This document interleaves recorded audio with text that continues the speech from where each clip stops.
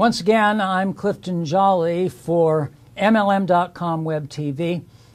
We're bringing you again an excerpt from a series of interviews that we did with Jeff Babener over a period of time. It's fascinating stuff, and it kind of weaves and wanders its way through a lot of different subjects. We've gone back through and have tried to isolate those subjects so that you could get them in bite-sized pieces. Trust me when I tell you that if you get a chance to see all of them, you'll have a short course in network marketing. And so for the next few minutes, attorney Jeffrey Babener, who is a legend in our industry.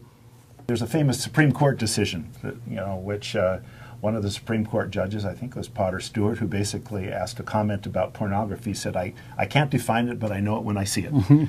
So sometimes you need a metaphor to understand what is the difference between an illegal pyramid headhunting recruitment scheme and a legitimate MLM, direct selling network marketing party plan company. And this story, I think, is a good illustration, and after you think about it, you may come to your own conclusion.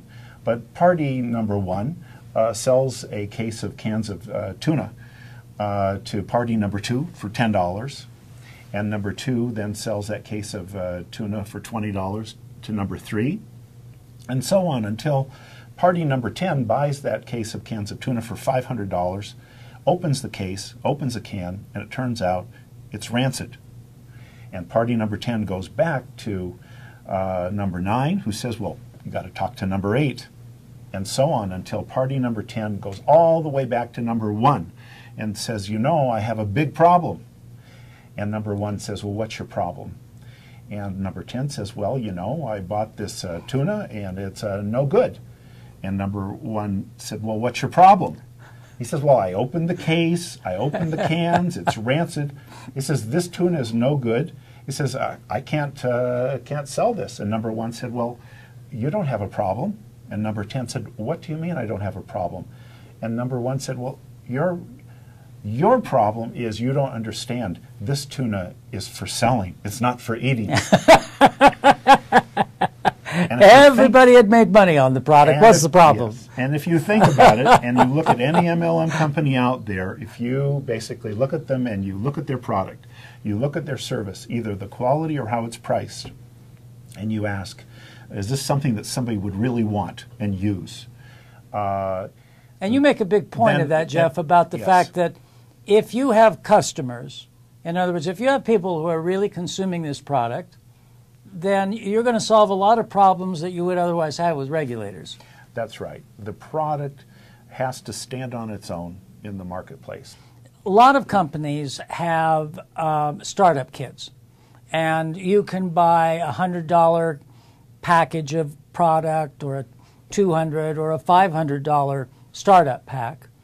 Why are those legal if in fact they are? And I know that some of them are because I know you've reviewed some programs like this. Why would those be legal and Burn Lounge would be illegal? Well, virtually every major direct selling company that sells hard goods, skincare, or vitamins or others, basically allows distributors to stock inventory for resale. And it pays commissions on that inventory. And of course, to safeguard against stockpiling in garages, it has a buyback policy that'll take back 90%. It also generally will adopt what's called a 70% rule to say don't order more inventory unless you basically have used or sold it.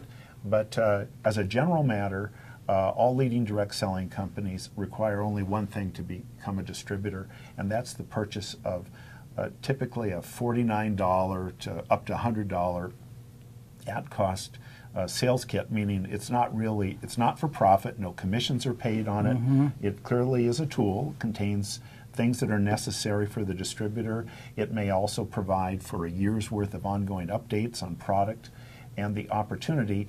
And many of the MLM and pyramid statutes all recognize that that is a legitimate expectation of a company that somebody should purchase. It is not a prohibited investment. But mandatory purchases of products up front or otherwise would be viewed as a prohibited investment. Now, so most distributors join a company, they pay $50 for the sales kit or an online access to sales materials, and they're offered the opportunity, usually at a good value, they're offered an opportunity to jumpstart their business by buying inventory for resale. This has been going on for 50 years, and usually it's at a favorable price, and it's optional. And when distributors decide to do that, they buy it, and of course it is commissionable, it is product.